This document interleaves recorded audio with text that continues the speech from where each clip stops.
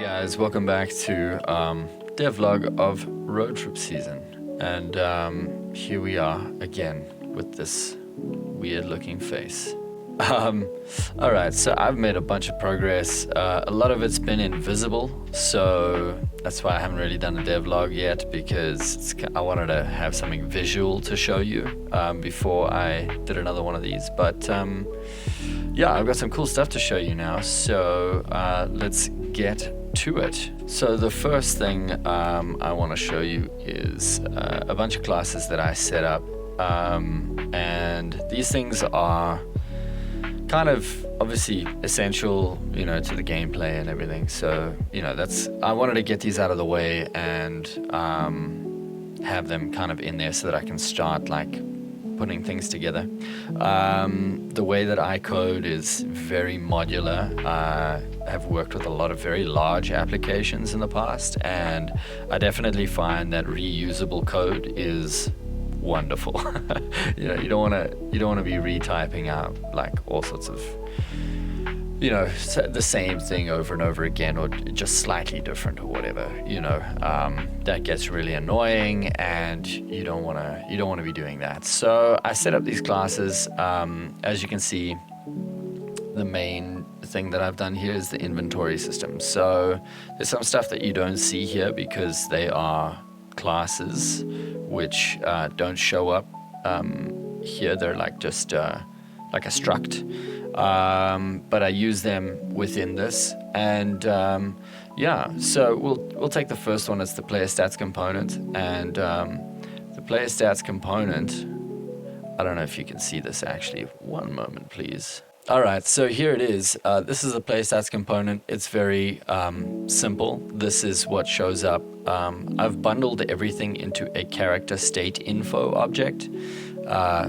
For some of you, this might be like overly complex or overly, I don't know, significant as opposed to something visual, which is kind of why I didn't do a devlog just yet. But to make this very simple, character state info is just a bunch of stats and I guess progression type figures that I've bunched into something, and it's something that I can then add to. So you know, I've got health and energy, i.e. like if you don't sleep for long enough, you know, your energy starts to deplete. You can have Red Bulls or whatever to keep your energy up, but you start to get tired. Popularity within the band, that's how much your bandmates like you, like are you being a dickhead or not. How much money you got and your last known location. I will obviously be adding to this, but this is meant to be something that I can use for like other bandmates as well, so that I can keep track of them too. And then I will add onto this. That's why it's character state info and not player state info. You know, I will draw from this and then create a player state info object, which is, you know, gonna be it'll have extra stuff in it, you know, whereas all the characters in the band will have like an amount of money, and they will end up, you know, when they have enough money, they will buy new instruments or whatever. They obviously need a location and popularity within the band, and maybe, you know, they get kicked out if they suck. So yeah, that's the character state info object.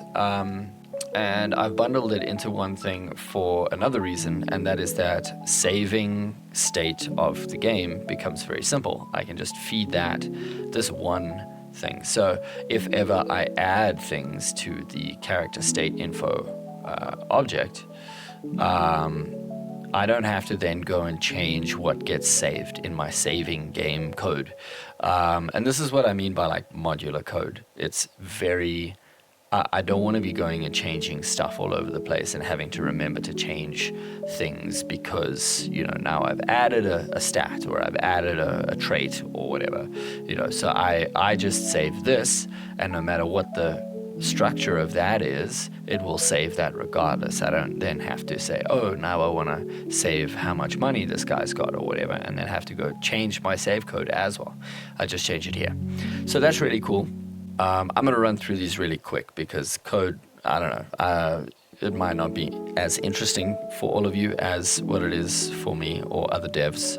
If you are another dev, cool. If you see something that I've done wrong, please let me know, because I am new at C++ and I'm new at Unreal. So yeah. The next thing that I've done is an inventory system, which is kind of cool.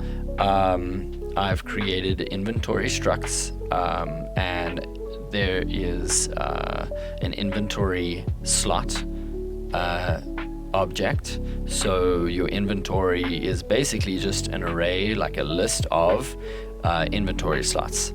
So I can say, okay, so this guy's got 20 inventory slots, and one inventory slot has a item. Each item has its own data, and I'll show you that in a second, and how many of that item. So it's pretty simple.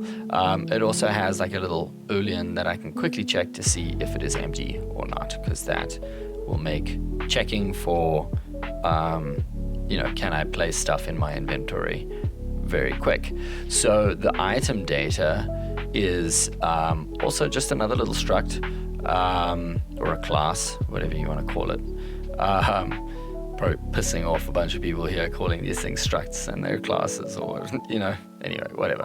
I've coded in many languages and they're all similar, so fine. Each item has an ID, a name, an icon, and a max stack size. So if you've got guitars, one guitar is going to fill up an inventory slot, whereas maybe energy drinks, you can hold 5 in one inventory slot or whatever.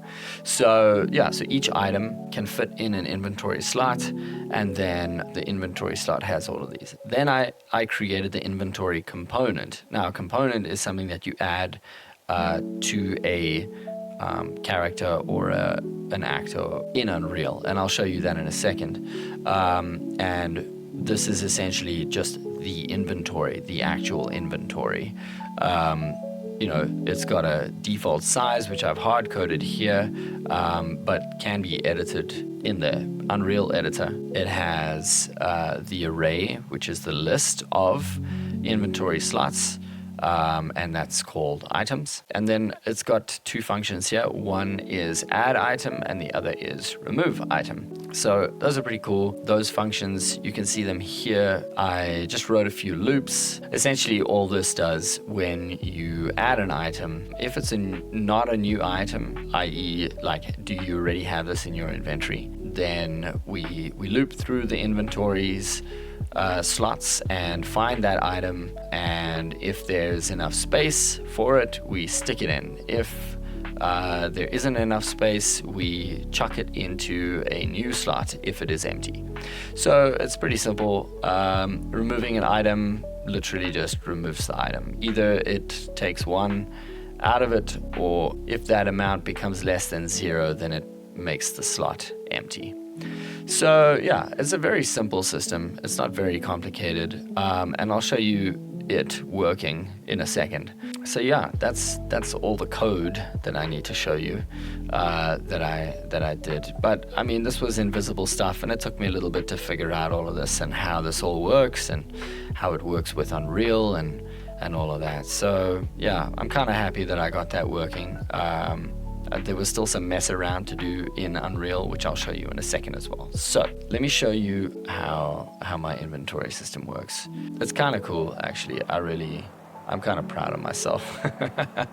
I'm actually really proud of myself for this, because it took me a little while to figure out, and I'll show you all the moving parts, and then you'll understand why it took me a while to figure out. So I had to deal with UI and HUD and ray tracing so that I can see if I'm looking at it. I had to move my camera over to the right hand shoulder of the character so that when you're looking at something, before it was like this when you were pointing at it. Now I have it that when I'm pointing at it like this, it says press E to pick up.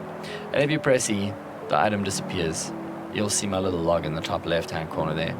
Then if you hit tab, now there's an inventory that shows up. Never mind the icon. I think it's just a texture or something that I've got. But yeah, I need to fix the mouse capturing as well. It still moves you around, but trash bottle, I have one trash bottle. There's the icon. I haven't made any of this pretty, obviously. I'm just getting it to work, really. So yeah, that works, and I'm pretty proud of that. So there we go. Let me show you the components that I was talking about. So here, you'll see in the event graph here, and then on the left-hand side is an inventory component. So once I created that as a C++ component, I could add it in to my character blueprint here. So now that it has an inventory component, it has an array attached to it, which has those types of inventory slots and all of that. And on the right-hand side, you'll see the options here. Well, I hope you can see the options. Yeah, you can. Inventory size. Now, if you want to have someone have an inventory, you can just throw this component in, and now they have an inventory, which is pretty cool. The player stats one is also pretty cool, because now you throw that into a character or whatever, and now he has stats. And here's the character state info, and there's the health and energy, popularity within the band, his money, and his last known location. For some of you, this might not be new news, but for me it is. So I'm pretty happy that I figured all of that out. All right, let me show you an item, how I set up my items, because that's also pretty cool. Let me show you the viewport here. It's just a red thing. And this is a pickup trigger. So this is invisible in game, but it's just to make it easier to collide with the object, because I found with the smaller objects, obviously, if you're looking at something and it is tiny, it's hard to actually aim at it. This thing, I have it automatically resizing to the size of the mesh component. So the mesh component is the thing, like a trash bottle or whatever. And that I've set as a variable. So here on the right-hand side is the static mesh. It's by default none. But in the game world, if you look at the item, it's an option here. So now I can set it as a trash bottle.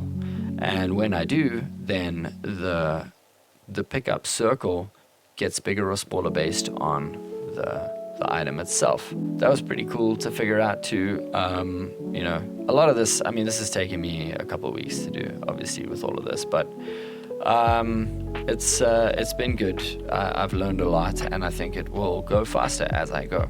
These are all core structural things to the game that need to be there, that, now that I have them going, I can use it and obviously refine them, but it's all modular. So this pick-upable item, you can just create another pick-upable item and give it a different object, and then it's a different thing entirely. So this is all modular, and I don't now have to create a separate object per pick-upable item. It's all one object, and then I just set it as we go. So it makes it a lot easier to develop. So even though it's taking me a little bit longer to figure this stuff out and set it up that way, it's going to save me time in the future. And with that in mind, I want to show you my last very cool thing that I'm really proud of. And this is going to save me so much time. And it took me so much time. So let me just load up the full world, the full map. If you recall, initially in my first devlog, this was here, but this road didn't extend that way. So let me just tell you what I've done. Actually, I just want to do this. It's going to annoy me if I do not. There we go. This road over here is programmatically created. And what's really cool about that is that there's something called a spline, which is essentially just a path. It's just points on a line. And what I can do now is I can add a point. I will move this point out, and I can move this point out. And do you see how the land, there's a little bit of a hill here. So even though this hill, the road extends and turns, and it's it just makes it so much easier to build a whole long road if I can just add points instead of having to select this and duplicate the actual mesh object. And like, imagine how long it would take me to make a map like that, which I'm not even gonna lie, that was initially what I was gonna do. And I was like, there must be a better way of doing this. You know, there's gotta be a faster way of designing roads. And yeah, there is. So the way this works, again, very modular. You can select the road, you can set the mesh that is used. So let's say we wanted road number 2. So I have a little height offset that I can add to it. So essentially what this code does, let me show you the code actually, because this is pretty cool. I'm really proud of this. So in this code, it's a little bit spaghetti-ish, but I understand it at least, so that's what's important. Okay, so all that happens is the first thing we do is we go through the points and destroy any previous roads that were there in case I'm editing it. Like if I add a new thing or I change where the points are, I don't want it to just create another one and leave the old ones there. So it loops through those, it destroys them all. Then it loops through all of the points, it gets their location. And if you look at their location, you'll see that the points are actually a little bit above the ground. This is just for ease of making the road. I don't want to have to line it up with the ground the whole time. So what it does is it goes through them and then it runs a line trace from just above the point to just below the point. And it gets the location of where it hits the ground. So you'll see if I select this and I move it, these red lines and the dots are where it collides with the ground. So what it does then is it takes that location and it sets the point in the line to that location, the ground location. So essentially I'm finding where the ground is. This is so that I can mold my road to the land as opposed to having to manually do that. I don't want to have to manually do that. So I'm trying to make it as modular as possible.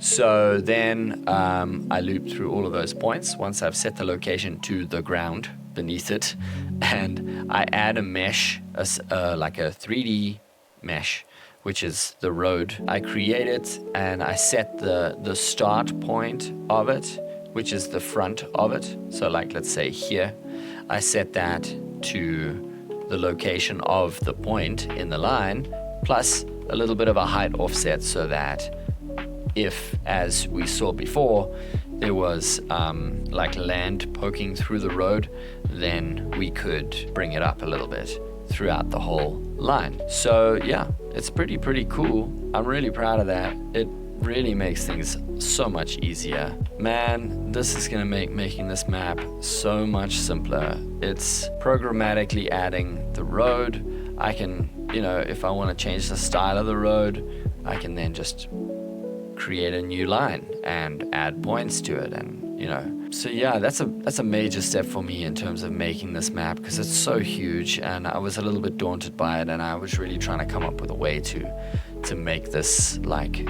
easier for me and save myself some time as a solo developer. I'm so chuffed about this road. I'm so happy about it. In fact, where's my guy? I want to run on this road. Come, little man. Let's run on the road. Thanks so much for tuning in. I hope you are having a good time, and I'll catch you in the next one.